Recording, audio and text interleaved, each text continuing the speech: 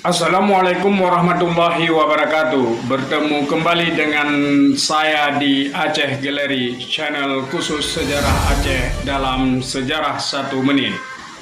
Pada tanggal 3 Desember 1911, Kopral Nusi, seorang kopral Belanda dari Ambon, menembak syahid Tengku Cik Maat di Tiro. Seorang pelacak jejak yang termasyhur yang biasanya berjalan mendahului brigade disergap oleh sekelompok muslim yang terdiri dari 3 orang.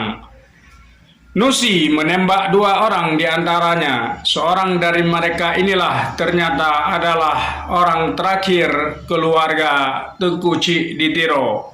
Namanya Tengku Cik Maat di Tiro. 3 Desember 1911, Cik Maat di Tiro rebah syahid.